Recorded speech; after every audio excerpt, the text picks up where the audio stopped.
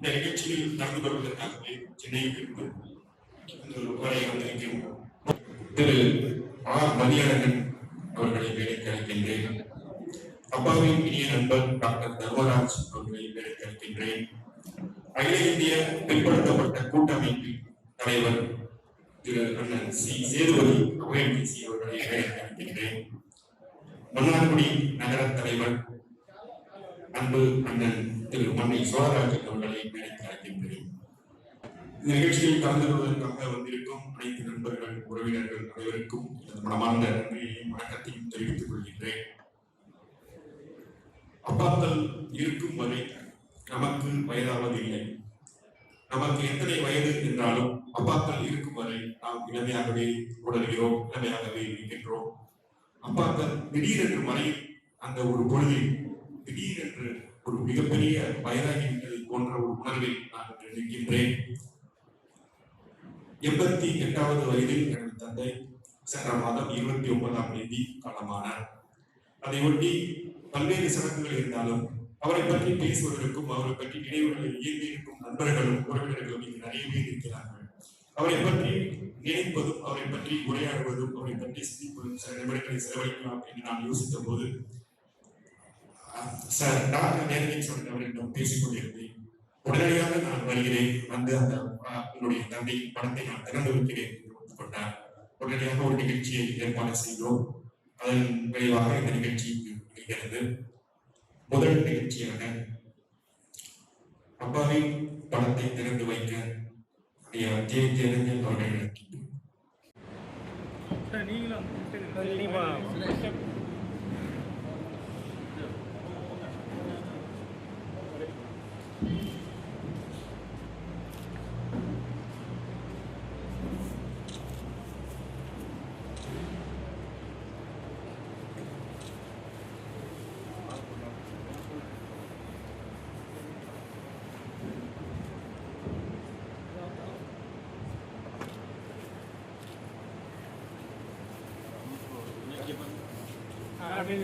Sir கொஞ்சம் சேர்ந்து cell okay பாரு சார் நல்லா கிட்ட வந்து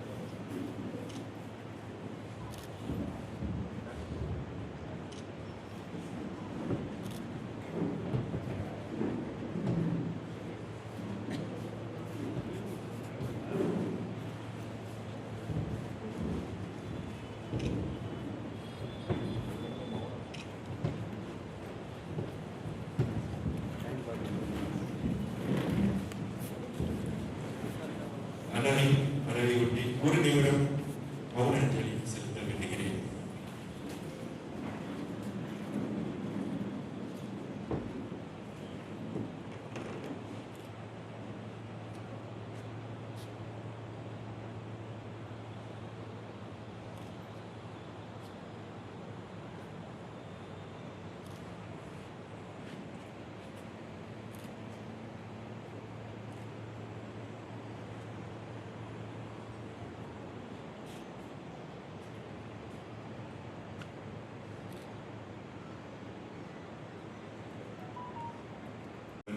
பாரதி மோகன் அண்ணன் அவர்களை மேடைக்கு அழைக்கின்றேன். நினைவேந்தல் மற்றும் படத்திறப்பு விழா. இந்த படத்தை திறந்து அமர்ந்துள்ள ஐயாவின் படத்தை திறந்துள்ள ஜெயம் ரஞ்சன் பேராசிரியர், தமிழ்நாடு மாநில குழு துணைத் தலைவர் மற்றும் இங்கு வருகை இருந்துள்ள தலைவர்கள் உங்கள் அனைவருக்கும் எனது வணக்கத்தை தெரிவித்துக் கொள்கிறேன்.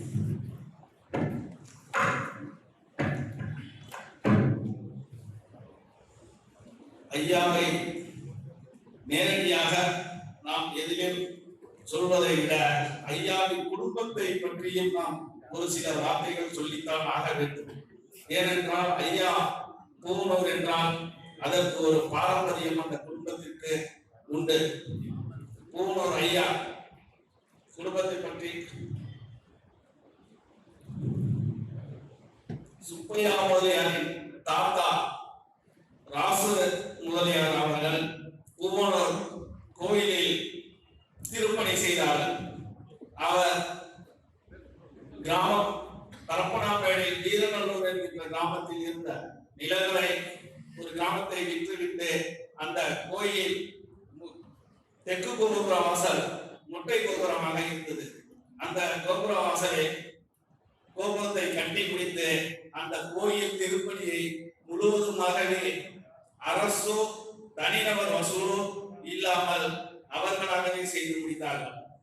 அதில் தொடங்கி ஐயா சுப்பையாமுதியார் அவர்கள் இந்த கூனூருக்கு செய்துள்ள சேவைகள் எண்ணற்றவை.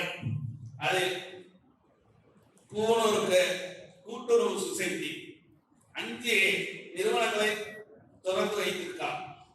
அதில் கூனூர் கூட்டுறவு சொசைட்டி ஒன்று நிறுவனர் இடமும் கொடுத்து கட்டடத்தையும் கொடுத்து அந்த துவங்கி வைத்தது ஐயா. அதே போல பரவூர் கூட்டுறவு சொசைட்டி, கோட்டூர் கூட்டுறவு சொசைட்டி, அதே போல் மன்னார்ல எல்டி பேங்க், அதே போல் நீடாமங்கலம் கூட்டுறவு சொசைட்டி, இந்த 5 சொசைட்டிகளையும் நிறுவியவர் சுப்பையாமுதியார். இதுல ரொம்ப பேருக்கு தெரியாதவங்க வரலாறு, அதுக்காக தான் ஞாபகப்படுத்துறாங்க. அதே போல நீடாமங்கலம் அரசு உயர்நிலை பள்ளி, அது நிறுவனர் துளசியார் பாண்டியார். ஆனா அதுல செயலாளராக இருந்தது ஐயா. அதோடு மட்டும் இல்லாம அவங்க டெய்லி அங்க போயிடுவாங்க, பள்ளிக்கூடத்துல பாடம் எடுப்பாங்க மாணவர்களுக்கு. ரொம்ப திறம்பட அந்த ஸ்கூலை அருமையா நடத்தி மாணவர்களை நல்ல கல்வி கற்க வைத்து அவர்கள் உயர்நிலை அடைவதற்கான எல்லா முயற்சிகளையும் செய்துள்ளார்கள். அப்பொழுது காமராஜர் ஆட்சி காலம் ஆசிரியர்களுக்கு சம்பளம் கொடுப்பதில் 3 மாசம் அல்லது குறைந்தது 6 மாசம் ஆகும். அப்படி வரும்போது ஆசிரியர்கள் பொருளாதார ரீதியாக கஷ்டப்பட்டிருக்கிறார்கள். அதை பார்த்த ஐயா அவர்கள் தன் சொந்த பணத்தில் இருந்து பணம் சம்பளமாக கொடுத்து விட்டு அரசிடம் இருந்து எப்பொழுது வருகிறதோ அப்போது அந்த நிதியை எடுத்து கொண்டுள்ளார்கள். அதே மாதிரி பூவனூர்ல வந்து சாதிப்பாடி அமைச்சர் அழைத்து வந்தார்கள் ஐயா. நம்ம நிழல் உயிரோடு இருந்தவர்கள் இப்பொழுது நிழல் படமாக இருக்கலாம், அவர்கள் அழைத்து வந்தார்கள். அப்பொழுது அந்த ஆட்சி கட்ட வேண்டும் என்று சொல்லும் போது ஐயா அவர்கள் சிலையெல்லாம் ஆட்சி கட்டப்பட்டது. அதேபோல் காமராஜர் ஆட்சி காலத்தில் மதிய உணவு திட்டத்தை கொண்டு வந்தார்கள். அந்த திட்டத்திற்கு ஐயா அவர்கள் பாத்திரம்லாம் வழங்கி ஒரு சில மாசங்கள் மதிய உணவையும் ஐயா செலவையே ஏற்பாடு செய்து கொடுத்திருக்கிறார். அதற்கு பிறகு அரசு அதற்கு பிறகு வாங்கியுள்ளது. அதே போல் இன்னும் எண்ணற்றது நாம் சொல்லிக் கொண்டே போகலாம்.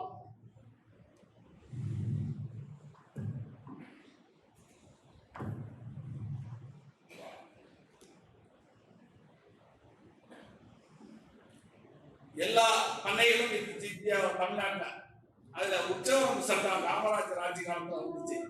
அப்ப வந்தப்போ வந்து அந்த நிலம் ஸ்டாண்டர்ட் ஏற்கிறேன் அவங்க கிட்ட பாக்கி நிலத்தை கொடுக்கணும்னு சொல்லும் போது குறிப்பிட்ட நிலங்களை ஐயா அந்த கிராமத்துல உள்ளவங்க அணுகும் போது அவர்களுக்கு அந்த உற்சவம் சட்டப்படி இதை நிலத்தை பகிர்ந்து கொடுத்ததோடு இல்லாமல் அதை எல்லோரும் தன் வசமே பிராமியாக வைத்துக் கொண்டார்கள்.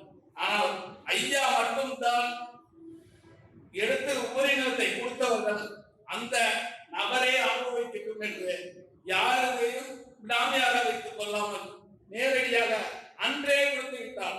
இதெல்லாம் இன்னைக்கு உள்ள சமுதாயத்துல இருந்து எல்லாருக்கும் சுயநலம் இருக்கு. ஆனா அன்னைக்கே ஐயா அவர்கள் மனிதனை நேசித்து இன்னொன்று செயல்பட்டிருக்கார். அதே போல ஐயா வந்து நிறைய சொல்லுவாங்க. சுந்தரகோட்டை மில்ல அரிசி ஆலை இருக்கிறது. அந்த ஆலையோட இயக்குநராகவும் இருந்திருக்காரு. இருக்கும் போது அந்த ஆலையை கட்டுவதில் சரியான விதத்தில் கட்ட மாட்டார்கள் என்று சொல்லி ஐயாவே டெய்லி காலையே ஊனூரில் இருந்து கிளம்பி அங்க போய் அந்த கட்டடத்தை முழுமையாக கட்டும் வரை இருந்து பார்வையிட்டு அவர்கள் மேற்பார்வையே செய்யப்பட்டுள்ளது. இந்த மாதிரி சொல்லிக்கிட்டே போகலாம் போது ஐயா பத்தி. அதற்கு பிறகு ஆனா ஐயாவோட நிறுத்திட முடியுமான்னு முடியாது. அவங்க குடும்பத்துல பஞ்சநாதபதி ஐயா அவர்கள் ஒரு ஆன்மீக பணியை நல்ல எல்லா கோயில்களுக்கும் 86ல அந்த கூனூர் கோயில் எங்கப்பா அறங்காவலர் தலைவர். அப்பொழுது ஐயாவை தலைவராக போட்டு அந்த கோயில் திருவிழாவை முடிச்சாங்க. அதற்கு பிறகும் இடையில இப்ப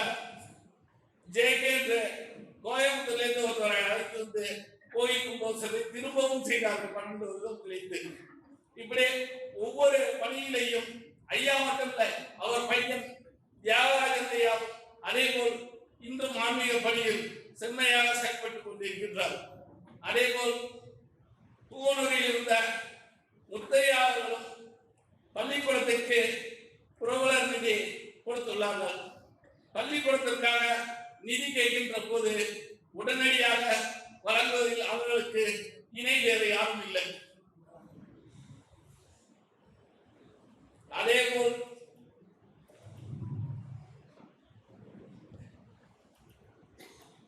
மண்ணை திமுக என்று சொன்னால் மண்ணையில் ஐயா பெரியார் நாராயணசாமி அவர்களைத்தான் எல்லோரும் அழைப்பார்கள். மண்ணை என்று அழைப்பார்கள் அல்லது பெரியார் என்று அழைப்பார்கள். அந்த அளவுக்கு மண்ணை நாராயணசாமி காலத்தில் ஐயா தம்பி என்றுதான் எங்களது ஐயா பிஎஸ்ஆர் என்று சொல்லக்கூடிய ராமலிங்கம் ஐயாவை தம்பி தம்பி என்றுதான் எப்பொழுதுமே அழைப்பார். ஐயா மண்ணை எங்கு சென்றாலும் அங்கெல்லாம் எங்கள் ஐயாவை பார்க்கலாம், அந்த அளவுக்கு அழைத்துக் கொண்டு போவார்கள். அதே போல் மன்னார்குடியில் திராவிட முன்னேற்ற கழகம் வளர்வதற்கு முழுமையாக பொருளாதார செலவும் அவருடைய ஈடுபாடும் உடல் உழைப்பும் கடுமையாக கட்சி வளர்வதற்கு உறுதுணையாக இருந்து செயல்பட்டு இருக்கிறார்.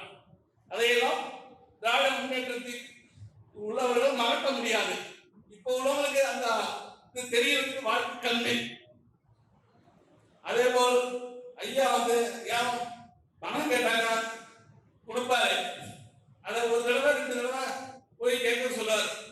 கொடுக்கலன்னா திரும்ப அதை கௌரவ குறைத்தாளுக்கு போய் கேட்க மாட்டாங்க, விட்டுறா. அவங்கதான் கொடுத்தா வாங்கிடுவாங்க ஐயா, இல்லைன்னா வாங்குறதையே மறந்துடுவாங்க. சரி போ, இல்ல அவன்கிட்ட கொடுக்கலன்னு அப்படியே அதை விட்டுருவாங்க. அந்த அளவுக்கு பெருந்தன்மையானவர் ஐயா. அதே போல் ஐயாவுக்கு மன்னார்குடியிலிருந்து இடமேலையூர் 1ஆம் நம்பர் பஸ் இயக்குனாங்க. மண்ணெண்ணெய் கடை டீலர் வச்சிருந்தாங்க. அதே போல் மன்னார்குடி பெட்ரோல் பங்க் சடகோபன் மட்டும் சொல்றாங்க, அந்த பங்கு ஐயாட்ட தான் இருந்துச்சு. அந்த பங்கை நடத்துனாங்க. இதுல வேலை செஞ்ச ஆட்களை யாரையும் தொழிலாளியாக நினைக்கவில்லை. சமத்துவமாக அவர்களோடு பழகி நல்ல விதமாக அந்த மாதம் சம்பளத்தை சரியாக கொடுத்துள்ளார்கள். அது மட்டுமில்லை, அவர்கள் வேலையில் நல்ல விதமாக செய்திருந்தால் அவர்களுக்கு எக்ஸ்ட்ராவே ஐயா மனம் பணம் கொடுப்பாங்க. அதையெல்லாம் நான் ஐயா பஸ்ல ஒண்ணு கட்டுரைக்கிட்டேன், தெளிவா கேட்டு தெரிஞ்சுட்டு இருந்தேன். இந்த மாதிரி ஐயாவும் நிறைய செஞ்சிருக்காங்க. ஊர்ல விளையாட்டு போட்டி, வேற ஏதோ ஒரு நிகழ்ச்சி, இங்கே ஐயாவுடைய நாணய ஐயா வச்சு பஞ்சாயத்து பேசியிருக்கோம். அதையெல்லாம் பெருமையா சொன்னாங்க. இப்படி ஒவ்வொன்றுக்கும் ஐயா உறுதுணையாக இருக்காங்க சொல்லிக்கோங்க.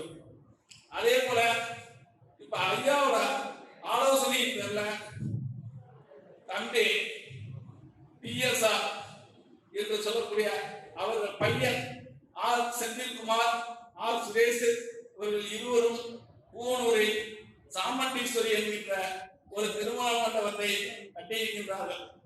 அது இன்னைக்கு ஒவ்வொருத்தரும் ஒரு மண்டபம் கட்டுறாங்க. ஆனா சேவை மனப்பான்மை என்று சொல்லுகின்றார்கள். ஆனால் சேவையாக செய்கின்றார்கள் என்றால் இல்லை, அது நிதர்சனமான உண்மை. ஏன்னா அவ்வளவு பெரிய மண்டபம், 400 பேர் உட்காரக்கூடிய அகாமடேஷன், அந்த மண்டபத்துக்கு ஒவ்வொரு இடத்துலையும் பார்த்தீங்கன்னா 50,000 ரூபாய் வரைக்கும் வாங்குறாங்க, அதுக்கு மேலேயும் வாங்குறாங்க. ஆனா காது குத்து, காதணி விழா இதுக்கு 15,000 ரூபாய், கல்யாணம்னா 25 ரூபாய். கேஸ் ஒவ்வொரு மண்டபத்திலையும் 1 கிலோ 200 ரூபாய்க்கு கொடுக்குறாங்க. ஆனா அங்க பயன்படுத்தக்கூடிய கேஸுக்கு ஐயா மண்டபத்துல மட்டும்தான் 160 ரூபாய் 1 கிலோ. அந்த மாதிரி எல்லாமே சேவை மனப்பான்மையோடு அந்த பகுதி மக்கள் நம்மளால் முடிந்தவரை அனுபவிக்க வேண்டும். ஐயா கையையாக நினைச்சாங்களோ அதே எண்ணத்தோடு அவர்கள் வாரிசுகளும் இன்று வரை செய்து கொண்டிருக்கின்றார்கள். அதோட நிறுத்திட்டாங்களா? அடுத்தது இன்னைக்கு என்ன குரூப் பரீட்சை எழுதணும் அதுக்குள்ள புத்தகம்லாம் வச்சிருக்காங்க. அதனால மற்ற கதை புத்தகமும் வச்சிருக்காங்க. இதெல்லாம் அதுக்கு ஒரு ஆள் போட்டு அதுக்கு சம்பளம் கொடுத்து அதை நிர்வகிச்சிருக்காங்க. அதை பயன்படுத்திக்க வேண்டியது அந்த மக்கள் தான். அந்த மக்களும் அந்த ஊரை சுற்றி உள்ளவர்கள் தான் பயன்படுத்தி கொண்டால் அவர்கள் வாழ்க்கையில் நேரத்தில் தெரியப்படுத்துகின்றேன். அப்படி செய்கின்ற போது நாங்களும் ஐயாவுக்கு நாம் சார்ந்த இந்திய கம்யூனிஸ்ட் கட்சியும் ஊர் கிராம முக்கியத்திலும் முழு ஒத்துழைப்பு வழங்குவோம் என்று சொல்லி ஐயாவின் குடும்பத்திற்கும் திமுக திராவிட முன்னேற்ற கழகத்திற்கும் இரங்கலை சொல்லிக் கொண்டு ஐயாவின் புகழ் ஓங்குக ஓங்குக என்று சொல்லி விடைபெறுகிறேன். பழைய நினைவுகள் எல்லாம் மிக அழகாக இதற்கே தெரியாத பல செய்திகளை அண்ணன் சொன்னார்கள். சுந்தரக்கோட்டை ரைஸ் மில்லில் அவர் டைரக்டராக இருந்தார் என்பது புதிய தகவல். இது போன்ற பல விஷயங்கள் நாம் தெரிந்து கொள்ள இது ஒரு நல்ல வாய்ப்பாகவும் அமைந்திருக்கிறது. இது போன்ற பல தகவல்களை என்னுடைய பேச்சில் தெரிந்து கொண்டேன். நண்பர்களுக்கு மனமார்ந்த நன்றி. இரண்டாவதாக மண்ணை பகுதியில் நெடுநாள் திமுக ஆரம்பகால உறுப்பினர் மற்றும் ஏற்கனவே இங்கு கவுன்சிலராக இருந்தவர் அண்ணன் ஆர் மதியழகன் அவர்களை அழைக்கின்றேன்.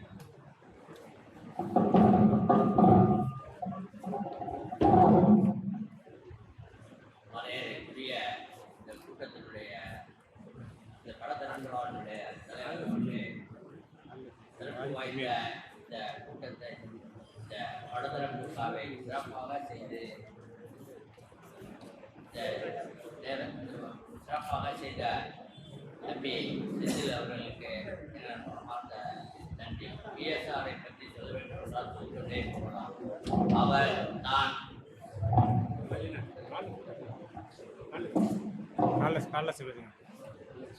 தான் எந்த நோக்கத்திற்காக திமுகவில் இறங்கினாரோ அவர் தன்னுடைய சொத்துக்களை எல்லாம் விற்று இந்த இயக்கத்தை வளர்த்த ஆரம்ப காலத்திலிருந்து வளர்த்தவர் மரியாதைக்குரிய ஐயா மண்ணை அவர்களோடு உறுதுணையாக இருந்து பொருளாதாரத்தில் இவர் பக்கபலமாக இருந்தவர்.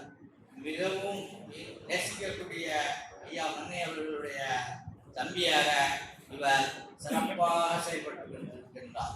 இவருக்காக இவர் நகரமன்ற உறுப்பினருக்கு பதவியில் இருக்கும் பொழுது போட்டி போடும் பொழுது எம்ஜிஆரே வந்து எங்கள் பகுதியில் கூட்டத்தை பேசிவிட்டு அந்த தொகுதியில் அதே அந்த திறந்த வெளியில் வந்தவர். அதை நான் சிறு வயதில் அஞ்சாவது தான் படிச்சுட்டு இருந்தேன். அப்போ அவருக்கு அவ்வளவு அபிப்பிராயம் அன்னைக்கு அவங்களுக்கு இவர் எப்படியாச்சும் கவுன்சிலர் ஆக்கிடணும், பெரிய அளவில் கொண்டு வரணும் அப்படின்னு. ஆனால் தன்னுடைய சொத்துக்களை எல்லாம் இந்த கட்சிக்காக செலவு பண்ணி இவ்வளவு பிரமாதமாக செஞ்சவர். அவர் தான் எனக்கு இந்த பதவி வேணும் அந்த பதவி வேணும் என்று ஒரு நாளும் கேட்டதில்லை. ஆனால் ஐயா அவர்கள் இங்கே வந்து உட்கார்ந்து பேராசிரியர் ஐயா அன்பழகன் அவர்கள் இங்கே வந்து அவரும் மண்ணை ஐயாவும் கூப்பா அவர்களும் உட்கார்ந்து அரை மணி நேரம் பேசிக் கொண்டிருந்தார்கள். அந்த நிகழ்ச்சியில் நானும் அதை வேடிக்கை பார்த்து கொண்டிருந்தேன். அப்பொழுது அவர் எந்த ஒரு உலக சுத்த இழந்துட்டமேங்கிற ஒரு சின்ன வருத்தம் கூட இல்லாம அவர் பாட்டில் பேசிக்கிட்டு இருந்து அவரோட பேராசிரியரோட பேசிக்கிட்டு இருந்து நல்ல சிறப்பாக கட்சியை நடத்துகின்றார்கள் அப்படின்னு பேர் வாங்கி இந்த பகுதியில ஒரு பெரிய பிஎஸ்ஆர்னா தெரியாதவங்களே தெரியாது. எவ்வளவு பணம் இருக்கலாம், ஆனால் அவங்களெல்லாம் தெரியாது. பிஎஸ்ஆர் ராமலிங்கம் தான் தெரியாம இருக்கவே இருக்காது. ஏன்னா தன்னுடைய உதவி அடுத்தவங்க செய்கிற உதவியை யாருக்கும் எந்த ஒரு இதுக்கும் தெரியாம தான் செய்வார். எதா இருந்தாலும் அவர் இந்த கையில கொடுக்கறது இந்த கைக்கு தெரியாது. அவ்வளவு சுத்தையும் அளித்தாலும் அதை பற்றியெல்லாம் கவலைப்படாமல் தன்னுடைய குழந்தைகள் 3 பேரையும் சிறப்பாக வளர்த்து தம்பி செந்தில் அவர்கள் நினைத்த காரியத்தை எல்லாம் செய்து கொண்டு இப்பொழுது இந்த வாழ்க்கை வாழ்கிறார்கள் என்றால் செந்தில் அவர்களுடைய சின்ன தம்பி அவர்களும் பாப்பா அவர்களும் இதையெல்லாம் நினைத்தால் நாம் காசு ஒன்று பெரிய விஷயமாக கருதக்கூடாது. ஏன்னா அவர் செஞ்ச தியாகம் தான் இன்னைக்கு வந்து தம்பிங்களை 3 பேரையும் இந்த குடும்பத்தை காவல் பண்ணியிருக்கு. தளபதி அவர்கள், முதலமைச்சர் அவர்கள் ஜப்பானுக்கு சென்றபோது தம்பி மிகவும் சிறப்பாக வரவேற்று அவருக்கு மரியாதை செலுத்தி அங்கே ஒரு தமிழ் கூட்டத்தையும் கூட்டி காண்பித்தார். மிகவும் மகிழ்ச்சியாக தளபதி அவர்கள் இதை ஏற்றுக்கொண்டார் என்பது எங்களுக்கெல்லாம் பத்திரிகை வாயிலாக தெரியும்.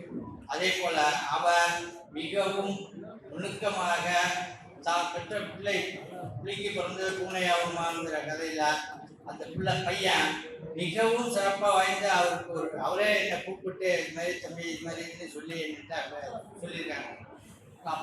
போகிறப்ப இந்த பக்கம் போகிறப்ப அவங்க வீட்டை பார்க்காம போனதே கிடையாது ஒரு நாளும். ஆக்சுவலாக என் கண்ணு அங்கே ஆட்டோமேட்டிக்காக போயிடுதும். அப்போ வந்து அவங்க என்ன செஞ்சுட்டு இருக்காங்க, என்ன பண்ணாங்க அப்படின்னு. மத்தியானம் போனால் ஒவ்வொரு பட்டணம் தெரியாது, யாருக்கும் செந்தில் கூட தெரியாது. ஒவ்வொரு பட்டணமாக எடுத்து கையிலேருந்து எடுத்து வந்து அங்கே வந்து அந்த வேப்ப மரத்துக்கு நிழலுக்கு ஒதுக்குவாங்க. ஏழைகள் இதுதான் எடுத்து உடனே கொடுத்து அவர்களை சாப்பிட சொல்லுவார். தன்னால் முடிஞ்ச உதவிகளை அனைவருக்கும் அதை பகிர்ந்து கொண்டு கொடுக்க வேண்டும் என்ற எண்ணத்தோடு அவர் செயல்பட்டு வந்தார். மிகவும் பழகுவதற்கு அவர் ஒரு மாமனிதனாகவும் மிகச்சிறந்த ஒரு பண்பாளராகவும் வாழ்ந்தவர் ஐயா PS ராமலிங்கம் அவர்கள். ஈன்னு போட்டு ராமலிங்கம், ராமையன், ராமச்சந்திரன், ராமகிருஷ்ணன் போட்டு அந்த எம்ஜிஆர் வந்தப்ப அது வந்து பெரிய இந்த மன்னாடி அளவில் பெரிய பேர் பெற்ற அந்த நேரம். அது அப்பொழுது அந்த நேரத்தில் அவர் போட்டி போட்டு மண்ணைக்கே எம்ஜிஆரை வரவழைத்த சிறப்பு செய்தவர் அவர் வீட்டிலே பேராசிரியர் சாப்பிட்டு இருக்கிறார். ஐயா மண்ணை மீது அவர் கொண்டாடப்பட்டா அன்பான பட்டு தம்பின்னு தான் கூப்பிடுவாங்க. ஆனால் இந்த பதவியும் அவரை தேடி தான் பதவி சென்றிருக்கிறதை விட பதவியை தேடி அவர் சென்றதில்லை. மிகவும் நுண்ணியமாக ஏழை எளியவர்களுக்கு அவர் உதவி செய்வார். நான் வருஷத்தில் ஒருத்தருக்கு பணம் ஃபீஸ் கட்டணும்னா இது மாதிரி அப்படின்னா நீ இன்னும் பாக்கி விசாரிச்சிங்க அப்படின்னு சொல்லி கொடுத்தால் அதை விசாரிச்சுட்டு நான் செஞ்சுட்டேன்னு எனக்கு சொல்லுவாங்க. நான் போகிறப்ப டக்குனு இங்கே வாங்குது அப்படின்னு சொல்லி கூப்பிட்டு என்கிட்ட சேர்ந்த செய்தியை சொன்னாங்கன்னா இருக்கும். மற்றவங்க அதை பெருசாகவும் நினச்சிக்குவாங்க. அதே போல் ஒவ்வொரு காரியமும் தம்பிகளும் இது மாதிரி ஏழை எளிய மக்களுக்கு கல்வி தரத்திற்கு நீங்கள் உதவுமாறு உங்களை பணிவன்போடு கேட்டு PS ராமலிங்கம் அவர்கள் ஐயா அவர்களுக்கு மிகவும் இந்த கலந்திறப்பு நாளில் என் வீர வணக்கத்தை தெரிவித்துக் கொள்கிறேன். நன்றி, வணக்கம். அண்ணன் அவர்களுக்கு மனமார்ந்த நன்றி. அடுத்ததாக அப்பாவின் நண்பர்கள் என்று பார்த்தார். ஒரு மிகப்பெரிய ஒரு நண்பர்கள் கூட்டத்தை அவர் அமைத்திருந்தார். அந்த நண்பர்கள் தங்களுக்குள் அடிக்கடி பேசிக்கொள்வார்கள். அப்படி ஒரு மிக இனிய நண்பர் தான் டாக்டர் தர்மராஜ் அங்கிள் அவர்கள்.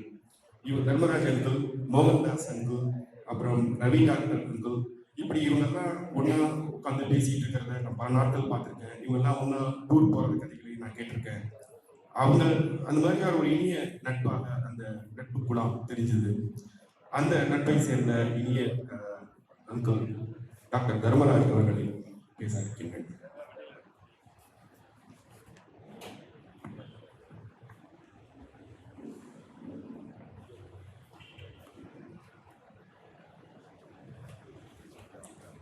படத்திறப்பாக சிறுகுமார் தலைமையில் நடத்தி கொண்டிருக்கும் தலைவர் மற்றும் மேடையில் அமர்ந்திருக்கும் சிறப்பு விருந்தினர்கள் ஆன்லைன் இருக்கு சார் ஆன்லைன் இருக்கு வால்யூம் கம்மி இருக்கு மற்றும் உறவினர்கள், நண்பர்கள், சிறப்பு தலைப்பினை இந்த விழாவினை சிறப்பித்து நண்பர்கள் அனைவருக்கும் என்னுடைய மாலை வணக்கத்தை தெரிவித்துக் கொண்டு, நான் வில்லேஜ் ஸ்கூலில் மாணவன்.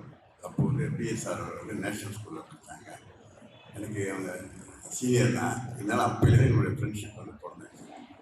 அதுக்கு பிறகு நான் இங்கே மன்னாரில் வந்து மெடிக்கல் ஆஃபீஸராக ஜாயின் பண்ணி, இப்போ அதுக்கு பிறகு நாங்கள் மண்ணையோடவே கூட இருந்தோம். மண்ணை எப்போ போனாலும் ஜெயராம சொன்ன மாதிரி ஒரு குழு இருக்கும். பால் இது மாதிரி நண்பர்கள் போகும்போது மண்ணை உடனே கேட்பாங்க பிஎஸ்ஆர் விட்டுட்டு வந்தீங்க பூனூர் தம்பின்னு சொல்லுவார் பூனூர் பிஎஸ்ஆர் விட்டுட்டு வந்தீங்க கேட்பாங்க இல்லை வயலுக்கு போயிருக்காங்க நான் சொல்லிட்டு வருவோம்.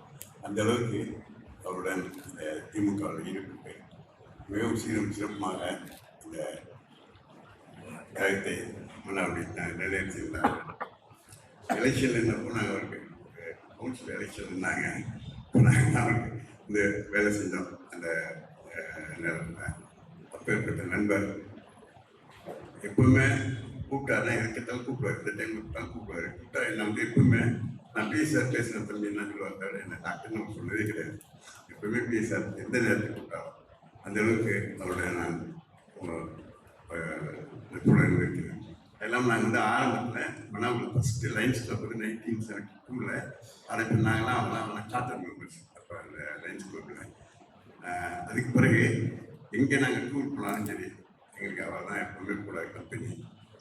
ரொம்ப நட்புக்கு வந்து ஒரு சிறந்த உதாரணம் என்று கூறி அதுக்கு இந்த வாய்ப்பு நேரத்துக்கு நன்றி கூறி அந்த குடும்பம் மேலும் மேலும் வளரணும், அவருக்கு உணர்வுகள் அதை மேலும் மேலும் சிறப்பிப்பார் என்று கூறி பார்த்து நன்றி கூறுவதை நன்றி வணக்கம்.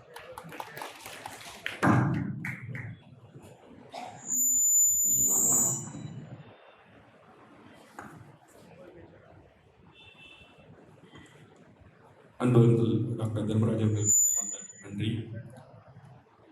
அடுத்ததாக இங்கு பேசிய அனைவருமே அப்பாவை மன்னை நாராயணசாமி அண்ணன் அவர்கள் தம்பி தம்பி என்று அழைப்பார்கள் என்று பலமுறை குறிப்பிட்டார்கள்.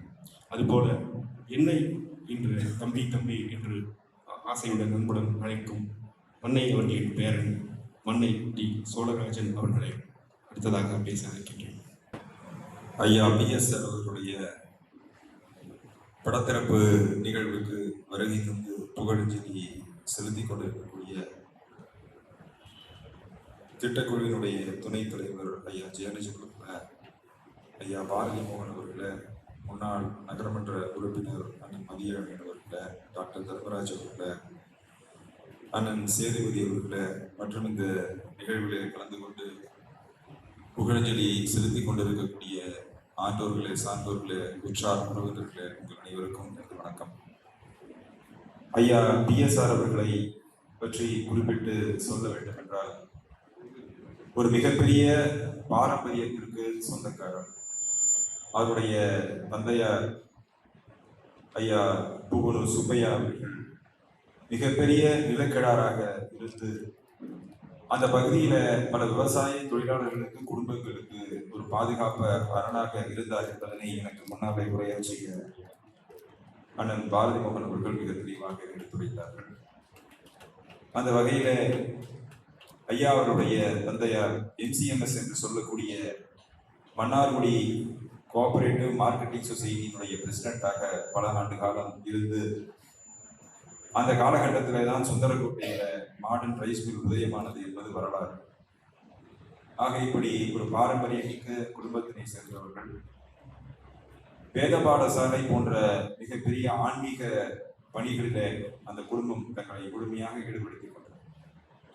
அவருடைய வழித்தோன்றலாக ஐயா பிஎஸ்ஆர் அவர்களை பொறுத்தவரையில் இளமை காலம் தொட்டு திராவிட முன்னேற்ற கழகத்துல தன்னை முழுமையாக ஈடுபடுத்திக் கொண்டு தலைவர் கலைஞர், பேராசிரியர் பெரியவர் மன்னை, இந்த பகுதியில இருந்த ஐயா சாமிநாத உடையார் போன்றவர்களோடு நெருங்கி பழகி அவருடைய அன்பினை பாசத்தினை பெற்றவர்கள். மன்னார்குடி கூட்டுறவு வீட்டு வசதி சங்கத்தினுடைய தலைவராக ஏறத்தாழ 10 ஆண்டுகள் பணியாற்றி அந்த கூட்டுறவு சங்கத்தினுடைய உயர்வுக்காக பாடுபட்டு ஒரு நேர்மையான நிர்வாகத்திற்கு சொந்தக்காரர் தான் ஐயா பிஎஸ்ஆர் அவர்கள். பாமணியில இருக்கக்கூடிய நாகநாதசாமி அந்த திருக்கோயிலுடைய அறங்காவலர் உறுப்பினராக இருந்து பெரியவர் மன்னை அவர்கள் அறங்காவலர் குழு தலைவராக இருந்த பொழுது அவரோடு இணைந்து பணியாற்றிய பெருமை அவருக்கு உண்டு.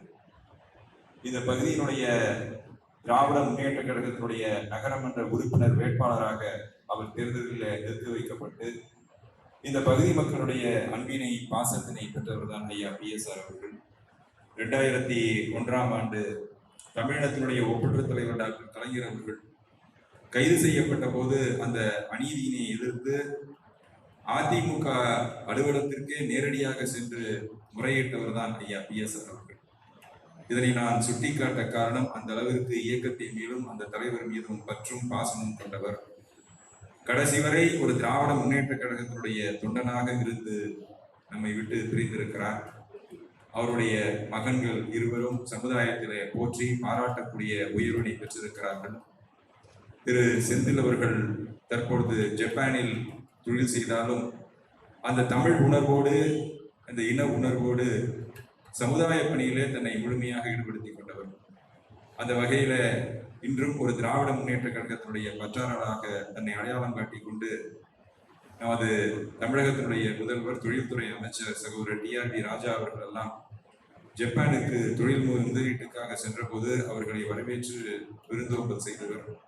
அவர் வரக்கூடிய காலகட்டங்களில் இன்னும் பல உயர்வுகளை பெற வேண்டும், இன்னும் அந்த சமுதாய பணிகளிலே அவர் தொடர்ந்து தன்னை முழுமையாக ஈடுபடுத்திக் கொள்ள வேண்டும் என்று வேண்டி விரும்பி ஐயா பிஎஸ்ஆர் அவர்களுடைய இழப்பு ஈடு செய்ய முடியாத இழப்பு. அவரை இழந்து தவிக்கும் உற்றார் உறவினருக்கு எனது ஆழ்ந்த இரங்கலை பதிவு செய்து ஐயா பிஎஸ்ஆர் அவர்களுடைய புகழ் ஓங்குக ஓங்குக ஓங்குக என்று கூறி விடைபெறுகின்றேன். வணக்கம்.